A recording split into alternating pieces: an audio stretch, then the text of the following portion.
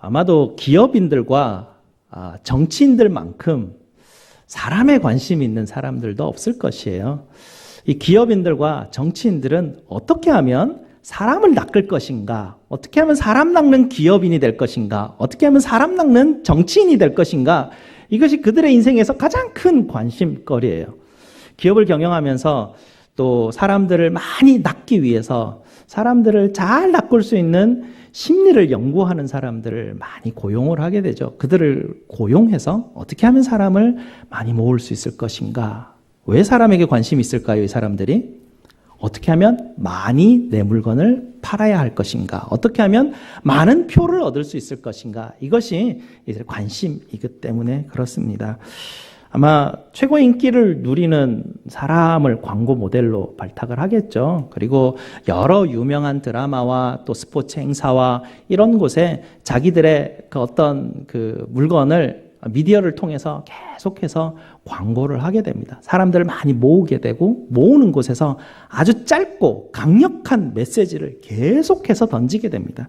그들의 메시지는 건강, 주제가 그렇습니다. 건강할 것입니다. 행복할 것입니다. 사랑이 넘칠 것입니다. 기쁨이 있을 것입니다. 뭐 이런 메시지들을 계속해서 보내게 돼요. 그러면 은연중에 우리는 저 물건을 내가 가지게 되면, 사게 되면 굉장히 행복할 수 있을 것 같아 라고 생각을 하면서 기다리고 있다가 쇼핑을 가게 되고요. 쇼핑몰에서 그 물건을 딱 살 때 굉장히 큰 은혜를 받습니다. 아주 그것으로 흐뭇해하고 만족해 하게 되죠. 우리는 이렇게 그 메시지를 우리가 그 메시지를 굉장히 무의식 속에 받아들이고 많이 살아가요. 그 메시지는요, 우리를 굉장히 많이 교육합니다. 가르치고 있고요. 무엇을 가르치냐면 주로 우리 마음에 있는 욕망을 깨웁니다. 안목의 정욕과 또 우리 육신의 정욕과 이 세상의 자랑에 대한 그런 우리 마음에 있는 세상 것들을 막 일깨우고 그것을 붙잡으면 행복해질 것이라는 메시지를 끊임없이 우리한테 던지고요. 우리는 그것을 날마다 들으면서 삶을 살아가는 것, 그것이 바로 이 소비자 중심 시대를 살아가는 우리의 모습입니다. 이런 세상을 살아가는 동안 그럼 교회는 어떤 모습으로 삶을 살아가는 것인가? 교회도요, 기업인들과 정치인들 못지않게 사람에 관심이 많아요. 사람을 어떻게 하면 많이 교회로 데려올 것인가? 이것이 교회의 관심이에요. 왜 그렇습니까? 사람 구원을 위해서요. 사람들이 교회에 와서 구원을 주기 위해서 사람들을 많이 어쨌든 데리고 오려고 애를 쓰는 것이 교회가 하는 그런 어떤 그 일입니다.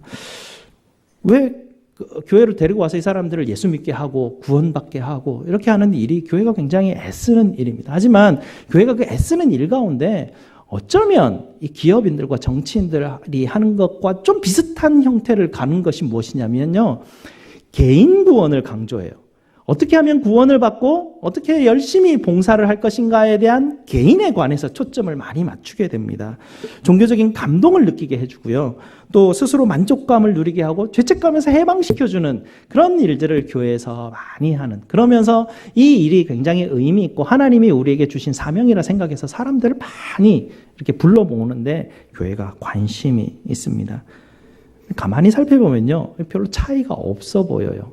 여전히 내 개인에 대한 뭐예요? 내 개인의 구원이고요. 내 개인의 만족이에요. 가만히 따져보니까요, 이게 내 이생의 자랑을 추구하는 것이고, 가만히 따져보니까 안목의 정욕을 추구하는 것이 여전히 그 다이내믹이 기업인들이 추구하는 것과 교회가 추구하는 것이 뭔가 다른 것 같은데 사실은 그 안에 역동은 비슷해 보이는 그런 어떤 부분들이 있습니다. 우리가 지난주에도 예수님이 하나님의 나라가 가까워왔으니 회개하고 복음을 믿으라 그렇게 말씀하셨죠. 그리고 그 말씀을 풀어서 나를 따라오라, 내가 너희를 사람 낚는 어부로 만드시겠다라고 말씀하시면서 회개하고 복음을 믿으라라는 의미를 말씀해 드렸습니다. 이 말씀 가운데 우리의 관심이 어디에 있어야 되는가? 예수님께서 사람에게 관심이 있다고 하셨죠. 그 사람에게 관심이 있다면 우리가 질문해야 될 것은 교회가 사람을 어떻게 하면 많이 데려올 것인가가 우리의 질문이 되는 것이 아니라 어떻게 하면 우리가 사람을 사랑할 것인가가 우리의 질문이 되어야 됩니다. 세상과 전혀 다른 문제예요. 분명히 사람에게 관심이 있어요. 하지만 기업인들과 정치인들은 사람을 낳기 위해서 관심이 많아요. 그러나 교회에 하나님이 우리에게 주신 질문은 뭐냐면 어떻게 하면 이웃을 사랑할 것인가? 어떻게 하면 내 형제를 사랑할 것인가가 이것이 우리의 질문이 되어야 된다라고 예수님이 우리에게 회개하고 복음을 믿으라라는 그 말씀 가운데 우리의 관심이 어디로 기울어져야 되는가? 그것을 우리에게 가르쳐 주시고 있죠. 어부들이 예수님을 따르게 됩니다. 이제 예수님을 따라서 첫 번째 훈련장으로 이제 들어가게 되죠. 첫 번째 훈련장이 이제 이 가버나움에 있는 회당에 들어갑니다. 회당에 들어가면서 예수님께서는 뭔가 차이점이 있다라는 것을 가르쳐 주게 됩니다. 기업인들이 가는 길, 서기관들이 가는 길, 세상의 이생의 자랑을 쫓아가는 길, 안목의 정력을 쫓아가는 길, 그 길이 무슨 길인지, 또 하나님의 나라가 이 땅에 와서 예수께서 나를 따라오라 라고 예수님이 인도하시는 이 길은 어떤 길인지, 얼마나 차이가 있는지, 이 부분을 이제 그 어부들, 예수님이 따라오라 말씀했던 4명의 어부들에게 예수님이 시연하고 보여주시게 됩니다. 사람들이 예수님이 가르치심을 듣게 되는데요, 가만히 들어보니까 너무나 달라요. 예수님이 권세 있는 자 같고 그 세 교훈이 놀랍게 사람들에게 전달되게 됩니다. 어떤 교훈이었을까요? 예수님께서 하나님의 나라가 가까이 왔다라고 선포할 때 갑자기 저기에서 막 아각 소리를 지르면서 누군가가 소리를 막 질러댑니다. 더러운 귀신 들린 사람이 소리를 지릅니다. 나와 당신이 우리와 무슨 상관이 있습니까? 막 소리를 지르는 갑자기 난장판이 되는 그런 상황이 벌어지게 되죠. 이런 상황이 벌어지게 되면 서기관들이 가는 길이라면 어떻게 할까요? 당장 쫓아내라 이렇게 하면 쫓아내면 끝이에요. 그걸로 뭐 더 이상 문제 될 것도 없어요. 당연히 그렇게 되는 일인데 예수님은 그 소리 지르는 그 상황 가운데 더러운 귀신 들린 사람에게 관심이 예수님은 있으셨어요. 그 사람을 그 더러운 귀신으로부터 건져내시는 곳에 예수님의 관심이 있으셨습니다. 그래서 예수님은 그 더러운 귀신을 향해서 주님께서 말씀하시죠. 25절에 이르시되 잠잠하고 그 사람에게서 나오라 라고 주님께서 명령하시고 그 사람을 귀신으로부터 건져내시게 됩니다. 서기관들의 가는 길은요, 사람을 사랑한다기보다는 어떤 그 정형화된 틀을 제공하게 됩니다. 여러분들도 좀 어느 정도 느끼시겠지만 정형화된 틀 안에 있으면 굉장히 안전해요. 어떠냐면 우리는 이제 이 세상 속에서 이렇게 되잖아요. 요런 법들을 지키는 한에서 너는 아무 문제 없어. 이렇게 안전하게 만들어져 버려요. 그런 것에 익숙해져 있습니다. 교회 와서도 교회에서 요렇게 신앙생활하면 너는 아무 문제 없어. 이렇게 정형화된 틀을 가르치게 되죠. 서기관들이 그런 것을 가르치게 됩니다. 그래서 하나님의 율법을 지키고 하나님의 백성이 되었다는 것은 그들이 가지고 있는 한 600여 개의 그 율법 조항들을 가지고 그 틀 안에만 있으면 된다라는 것이죠. 그런데 정작 하나님이 가르쳐 주신 하나님을 사랑하고 이웃을 사랑하라는 율법의 마음을 보여주지는 못합니다. 이 서기관들은 그런 것을 가르쳐 주지 못하고 보여주지 못해요. 그래서 이들이 지금 예수님의 복음의 말씀을 들으니까 갑자기 권세 있는 자가 이야기하는 것과 같은 전혀 다른 메시지로 들리게 되는 것이죠. 나중에 우리가 복음서 중간쯤을 읽게 되면 서기관들이 어떤 사람들인지를 알게 돼요. 이 사람들은 자기들의 열심을 막 자랑하고 싶어요. 이생의 자랑 가운데 있죠. 막 자랑하고 싶어 합니다. 그러면서 그 정형화된 틀을 잘 붙들고 있다라는 그 만족감을 가지고 있어요. 그 안에 있지 못한 사람을 정죄하죠. 배척해냅니다. 그러면서 자기는 그러지 않은 사람으로서 만족과 기쁨을 누리게 돼요. 그래서 이 서기관들이 가는 길은 자기 만족의 길이에요. 자기 자랑의 길이고요. 이렇게 하면 이것이 기업인들과 정치인들이 추구하고 있는 사람 낚는 일하고 비슷한 모양새가 되는 것입니다. 어떤 교회에 성경대학이 있습니다. 그 성경대학에 여러 과목들을 이제 개설하고 가르치게 되죠. 그러는 가운데 어떤 한 장로님이 새신자로 등록을 하게 됩니다. 그 장로님이 꽤 괜찮은 기업을 운영하고 있고요. 장로님이 목사님을 이제 처음 독대하고 만날 때 이런 요구를 했던 것 같아요. 제가 굉장히 이렇게 제자 훈련 같은 데 관심이 많고 남 가르치는 일에 굉장히 나는 이 훈련을 받았고 잘 가르칩니다 라고 그렇게 해서 성경대학에서 제가 한 과목을 가르칠 수 있게 해주세요 라고 아마 목사님한테 요구를 했고 목사님 특별하게 이것을 허락한 것 같아요. 그 사람 뭐 어쨌든 다른 교회 가지 않고 같이 생활하면 좋으니까 그렇게 한 것 같죠.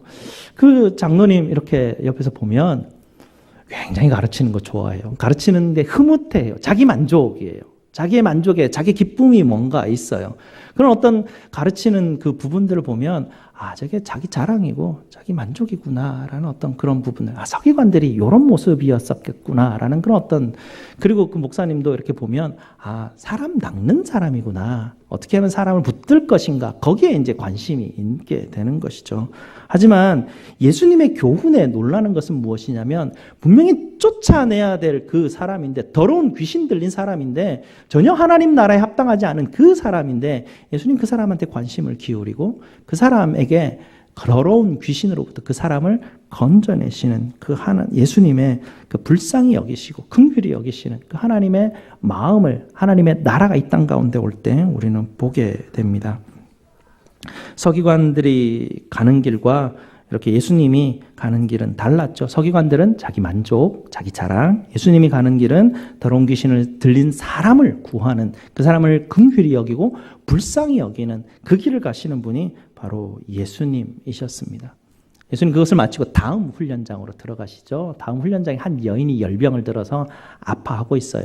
이 열병 들렸다 하는데요. 굉장히 심각한 병이었습니다. 당시의 열병은 죽을 병이었어요. 굉장히 심각한 병이었습니다. 또 심각한 것이 육체적인 죽을 어떤 병일 뿐만 아니라 영적으로도 굉장히 중요한 의미가 있는 병이 열병이었습니다. 레위기와 신명기에 보면 하나님의 언약을 어겼거나 하나님 앞에 범죄했을 때 하나님이 너에게 열병을 내리리라 라는 말씀이 있어요. 그래서 당시 이스라엘 백성들은 이 열병을 앓으면 하나님에게 징벌받았다라는 게 누구나 다 인정해버리는 그런 병이 이 열병이었습니다. 어땠겠어요? 그런 병을 만약에 가졌다면 다른 사람에게 나 이런 병 걸렸습니다라고 말할 수 있을까요? 말 못하죠. 그런 병 걸렸다고 하면 당장 비난의 손가락이 날라오면서 분명히 너는 하나님의 징벌 가운데 있을 것이다 라고 그런 비난을 받게 될 텐데요. 죽을 병에 걸리면서 다른 사람에게 말도 못하고 외로움 가운데 죽어가는 한 여인의 이야기입니다. 우리도 어떤 성도에게 좋지 않은 일 생기면 여러분 가장 먼저 드는 생각 중에 하나가 이 비슷한 생각 아닙니까? 하나님이 벌 내렸을 거야. 교회 신앙생활 잘 안 하고 교회 조금씩 빠지더니 벌 받았네. 이런 생각이 그냥 은연중에 훅 올라오게 돼요. 불쌍히 여기는 마음이나 긍휼히 여기는 마음보다 다른 마음들이 우리 속에서 이렇게 올라오는 부분들을 보게 되면 참 우리의 죄성이 참 부족하고 우리 죄성이 정말 많구나. 정말 우리 삶을 살아가면서 가정 가운데 정말 기대고 싶고 기도 부탁하고 싶은 때가 정말 많아요. 그런 때가 분명히 우리에게 있어요. 하지만 기도 부탁을 못해요. 왜냐하면 기도 부탁을 하면 지금 이 베드로의 장모 집에서 일어나는 이런 현상이 막 일어나기 때문에 겁나가지고 다른 사람에게 말을 못합니다. 비난받기 때문에. 정죄받기 때문에 오히려 긍휼히 여김을 받고 오히려 따뜻한 그 안음을 받는 게 아니라 오히려 소외돼 버려요. 사람들이 그를 더 밀어내 버려요. 저 사람은 하나님의 벌을 받는 사람인데 가까이 하지 못할 사람을 이렇게 밀어내는 그런 현상들을 우리가 경험하게 됩니다. 우리가 삶을 살아가는 이 길은 이렇게 긍휼을 베풀거나 사랑을 베푸는 그런 마음을 잃어버린 그런 세상을 우리가 삶을 살아가고 있습니다.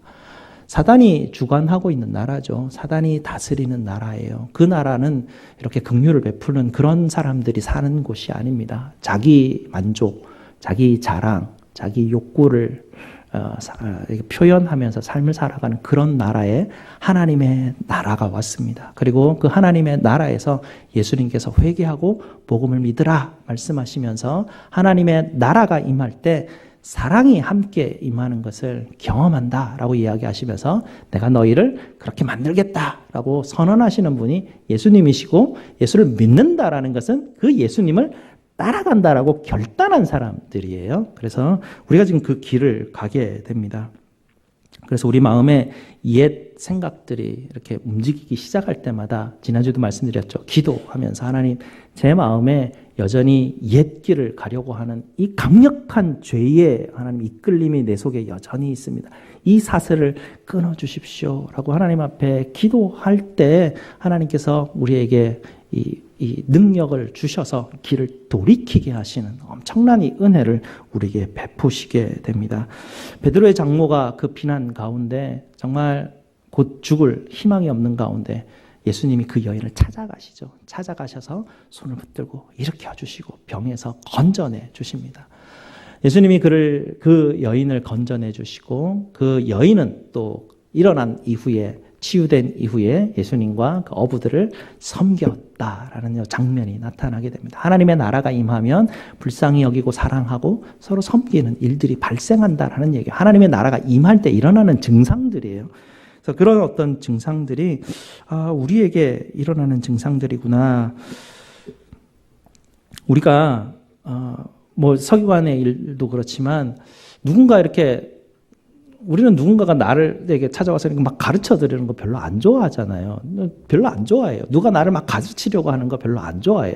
근데 남을 가르치려고 하는 거는 또 꽤 괜찮게 생각을 하잖아요. 예수님을 따라갈 때 예수님께서 우리에게 가르쳐 주신 길이 마태복음 7장 12절에 있는 것이 무엇이냐면 남에게 대접을 받고자 하는 대로 너도 남을 대접하라라는 것이에요. 내가 싫은 거 다른 사람에게 하지 말라는 얘기예요. 여러분 비난받을 때 분노가 일어나잖아요.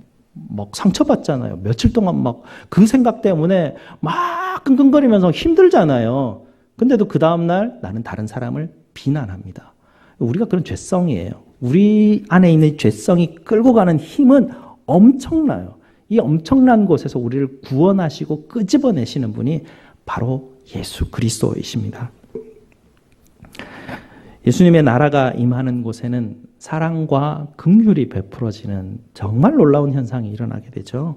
불쌍히 여기게 되고 섬기고 낮아지고 용서하고 사랑하는 일들이 막 일어나게 돼요. 이 교회에서 일어나는 일입니다. 우리가 그러지 못한 존재들인데 하나님께서 우리를 부르셔서 정말 신기한 일들을 경험하게 해요. 예수님 때문에 내가 참아야지. 예수님 때문에 내가 저 사람을 그래도 한 번 더 이렇게 품어야지. 이런 마음이 말도 안 되는 마음이 생기는 거예요. 우리 마음에 원래 그런 마음이 자연적으로 있지 않아요. 내 자랑 때문에 일어날 수도 있지만 예수님 때문에 일어나는 마음이 우리 속에서 있지는 않아요. 하지만 놓칠 수도 있죠. 놓칠 수도 있지만 지난주도 말씀드렸듯이 시간이 좀 걸려요. 예수님이 우리를 끌어가는 이 길에서 돌이키는 이 시간이 조금씩 걸리기 때문에 우리가 늘 주님을 향할 수밖에 없는 것이 우리의 연약함입니다. 다른 훈련 장소로 주님께서 또 옮겨가시는데요. 옮겨가시는데 제자들이 이번에는 막 기절하게 놀라는 그런 사건이 벌어지게 됩니다. 왜냐하면 나병 환자가 예수님 앞에 지금 딱 나타난 거예요. 당시 이스라엘 사람들로는 상상도 할 수 없는 일이 지금 팍 발생한 거예요. 왜냐하면 이 나병 환자가 지금 밖에 돌아다니면서 사람을 만날 수 없어요. 사람 가까이 가면 사람들이 돌을 던져서 그 나병 환자를 죽여도 아무 문제가 없는 그런 존재들이 나병 환자예요. 당시에 율법에는 나병 환자와 죽은 시체와 동일하게 취급하도록 돼 있어요. 그러니까 죽은 시체를 만지면 부정하게 돼요. 그래서 이스라엘 사람들은 죽은 시체를 만지려고 하지 않습니다. 죽은 시체를 만지고 나면 부정해지기 때문에 정결해지기 위해서 일주일 이상의 시간을 들여가지고 정상 생활을 할 수가 없어요. 정결을 해줘야 예배도 드릴 수 있고 뭐 성전에도 갈 수 있고 성전 근처도 못 갑니다. 부정하면. 그런 어떤 그 율법의 제한들 때문에 이스라엘 백성들은 죽은 시체를 근처도 가지 않고 특히 돌아다니는 죽은 시체인 나병 환자들은 아주 멀리할 존재이죠. 나병 환자들이 사람이 저기에 오면 부정하다 부정하다 이렇게 소리쳐야만 하는 법이 그들에게 있어요. 왜냐하면 저 사람이 나에게 다가오면 되지도 않고 나도 다가갈 수 없기 때문에 서로 근처에 오지 마라. 난 나병 환자다. 이거 소리치고 다녀야 되는 사람들이 나병 환자인데 이런 사람이 갑자기 예수님 앞에 팍 나타난 거예요. 제자들이 그가 나타날 때 다 돌 들었을 거예요. 내 사람 다. 돌 들어서 죽이려고 아마 그런 상황이 지금 이런 상황인데 이 나병 환자가 예수님 앞에 나와서 나를 깨끗하게 하시옵소서라고 예수님 앞에 간청하죠. 예수님이 그를 어떻게 합니까? 이 부정 환자야 저리 가라라고 그렇게 하지 않습니다. 이 나병 환자는 하나님의 나라에서 추방된 사람이에요. 벗어난 사람이 버려진 사람입니다. 이 버려진 사람, 부정한 사람이 예수님에게 와서 주님 나를 깨끗게 하시옵소서라고 할 때 주님이 제자들이 이해가 안 가는 거죠. 추방된 사람인데, 버려진 사람인데, 저 사람들은 전혀 갈로 밖에 있는 사람들인데, 예수님이 관심 안 기울여도 당연히 되는 사람들인데, 예수님이 가는 길을 가다 보니까 전혀 예수님이 만지는 사람들은 다른 사람들이었던 것이에요. 예수님 더 기가 막힌 것은 예수님이 손을 내밀어서 그 사람 만지는 거예요. 만지면 진짜 그들에게서 여러분이 가장 혐오하는 것이 무엇인지 모르겠는데 그 혐오하는 것을 만질 때 오는 그 온몸이 막 이렇게 쭈그러드는 어떤 그런 느낌을 아마 제자들이 가졌을 텐데 예수님이 그들을 만지시고 그걸 깨끗하게 하셨습니다. 당시의 현상은 무엇이냐면요. 부정한 것이 깨끗한 것 가까이 오면 깨끗한 것이 부정하게 돼버려요. 부정한 것이 훨씬 더 강력하잖아요. 부정한 것이 오면 깨끗한 게 다 더러워지니까. 하지만 예수님의 정결하심은 달랐어요. 예수님의 의와 하나님의 나라가 이 땅에 왔을 때는 더러운 것들을 몰아내시고 더러운 것을 오히려 깨끗하게 만드시는 분이 예수님이셨습니다. 그래서 예수님은 더러운 자들까지도 찾아가셔서 만지시고 부정한 자들, 쫓겨난 자들까지도 찾아가시는 분이 예수님이셨습니다. 이렇게 예수님은 사람을 낚으려고 하지 않으셨어요. 항상 그 사람을 하나님께서는 사랑하고 건져내시고 구원하시고 그 사람을 사랑하시려고 하는 것이 하나님 나라의 일이었기 때문에 예수님이 가시는 그 길에 어부들은 지금 계속해서 보게 되죠. 예수님이 이 나병 환자에게 가서 지금 있었던 일을 말하지 말라고 했지만 말함으로 말미암아서 예수님이 굉장히 불편해지셨습니다. 하나님 나라의 복음을 전하러 동네마다 다니셔야 되는데 동네 들어갈 수가 없이 밖에 나와 계셔요. 사람들이 물론 몰려왔지만 예수님은 여전히 사람 낚는 것에는 관심이 없고 사람을 사랑하는 것에 관심이 많은 분이 예수님이셨습니다. 회개하고 복음을 믿는 길, 이거는 내가 가던 길을 돌아선다라는 의미죠. 내가 사람을 가르치려고 했던 그 길에서 돌아서는 길입니다. 내가 나의 만족과 나의 자랑을 위해서 가던 그 길에서 돌아서는 길이죠. 다른 사람을 비난하고 다른 사람을 정죄했던 그 길에서 돌아서려고 하는 것이에요. 이게 회개하고 복음을 믿고 예수를 따라가는 사람입니다. 이게 예수 믿는 사람이에요. 마지막으로 예수님을 따라가는 사람은 기도하는 사람입니다. 예수님은 하나님의 아들이셨습니다. 하나님의 아들이 기도하고 계시거든요. 그것도 이른 새벽에. 예수님 왜 기도하실까? 기도 안 하셔도 예수님의 능력으로는 충분히 하나님의 나라의 모든 일을 다 하실 텐데 예수님 왜 기도하시고 제자들에게 기도하시는 모습을 이렇게 늘 자주 보이셨을까? 예수님은 항상 이렇게 보여주셨습니다. 이 길을 가기 위해서 너희가 살았던 세상이 너희를 끄집어 당기는 그 힘, 죄의 힘, 이 힘이 너무나 강력하기 때문에 너희에게 필요한 것은 기도다라고 가르쳐 주십니다. 기도가 능력이거든요. 기도의 능력을 사용하셔서 너희가 옛 삶으로 서기관들이 가는 옛 길로 돌아서려고 하는 이 마음을 이 기도의 힘으로 돌이켜서 성령 하나님께서 인도하시는 이 길로 예수의 길로 갈 수 있도록 주는 이 장치가 기도였습니다. 예수님이 기도하실 때 무슨 제목으로 기도하셨을까요? 자기 자랑? 이 생의 어떤 자랑들을 위해서 기도 제목이 그런 제목이었을까요? 아니면 자기 육신의 정욕을 향하는 것이 예수님의 기도 제목이었을까요? 예수님의 기도 제목은 하나님의 나라와 그 의예요. 하나님의 나라와 그 의가 거창하지 않아요. 옆에 있는 사람 사랑하는 거예요. 옆에 있는 사람 용서하고 섬기는 게 하나님 나라의 일이에요. 그게 하나님의 의이고요. 하나님의 관심이 거기에 있어요. 예수님이 그 기도하시는 것은 무슨 기도 하셨는지 우리에게 다 가르쳐 주셨잖아요. 예수님이 가르치신 기도 안에 예수님이 무엇을 기도하시는지 우리에게 가르쳐 주셨습니다.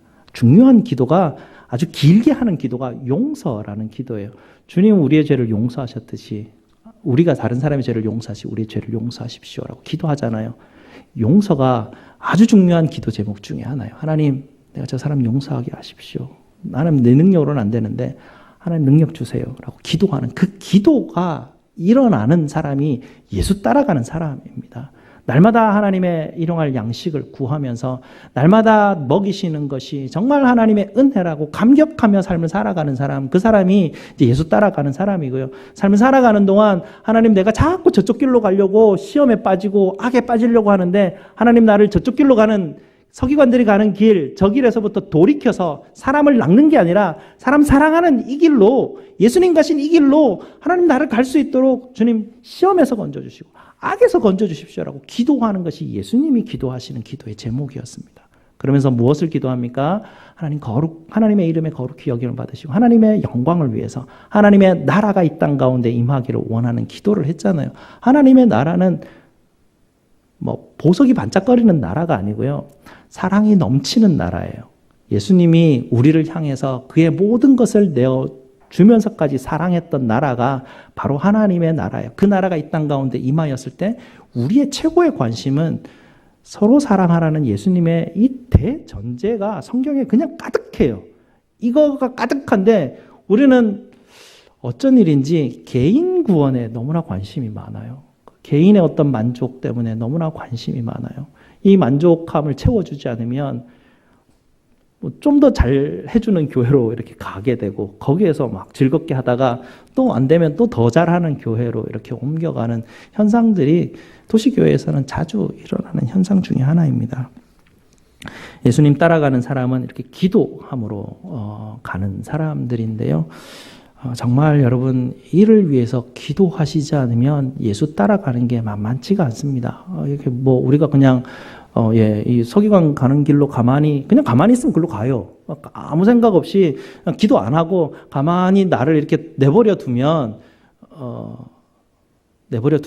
자연적으로 이쪽으로 가요. 자연적으로 이생의 자랑을 추구하게 돼요. 교회에서도 내 만족을 추구하게 돼요. 예수님을 찬양하고 예배하는 이 순간에도 내가 기도하지 않으면 나는 뭔가 자꾸 나를 자랑하고 인정받고 내 만족을 자꾸 추구하려고 해요.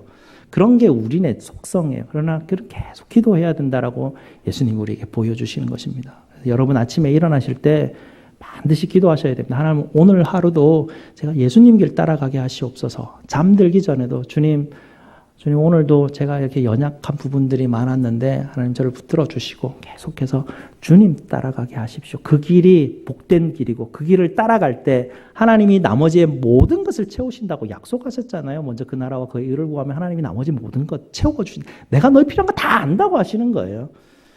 네. 하지만 여러분 기도를 할 때 구할 때 보면 구하는 것은 다 가능해요. 여러분의 아픔을 구하는 거예요. 해답은 주님이 주시는 거기 때문에 그냥 내 아픔을 구하는 거예요. 내 아파합니다. 아버지 아파합니다. 라고 구하는 것이죠. 아빠 따라가는 것이에요. 계속 아빠를 구하는 가운데 하나님이 우리에게 주시는 그 응답을 우리가 쫓아가는 것이 바로 기도하며 우리가 예수 따라가는 그 길입니다. 예수님은 정말 찬란한 아름다운 하나님의 나라를 우리에게 지금 소개시켜주고 있습니다. 우리의 눈이 어두워서 지금 잘 못 볼 수 있는데요. 하나님의 그 찬란하고 영광스러운 나라가 우리 교회 가운데 임하죠. 이것이 임할 때 우리 가운데 정말 아름다움이 발생하게 됩니다. 그래서 일어나고 이렇게 올라오게 돼요. 이 사랑입니다. 사랑이 우리 하나님의 나라가 임한 곳에서는 그 현상들이 드러나야 돼요. 그게 하나님의 나라가 임했다는 증거이기 때문에 그렇습니다. 우리 교회가 이를 위해서 기도하는 것이고 예수님의 길을 따라가기 위해서 우리가 애쓰는 것이고 예수 믿는 것이 바로 이 길이라는 것을 오늘 말씀을 통해서 우리가 깨닫기를 원하고요. 서로 사랑하는 이 공동체 가운데 하나님의 나라를 누리는 저와 여러분 되시기를 주님의 이름으로 축복드립니다. 기도하시겠습니다.